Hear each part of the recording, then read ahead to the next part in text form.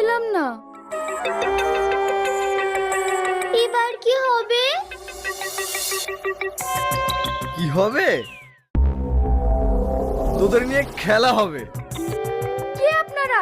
বুঝতে পারছিস না কে আমরা? তোদেরকে বন্দি করে আমি অলৌকিক শক্তির অধিকারী হতে চাই। সেই স্বপ্ন তোর কোনোদিন পূর্ণ হবে না। উস্তাদ, এ তো মানুষ, একে বন্দি করে কি পাবেন? মূর্খ, যেটা জানিস না সেটা নিয়ে বকিস না। এরা হচ্ছে জিনপরি, এরা মানুষের রূপ ধারণ করে আছে।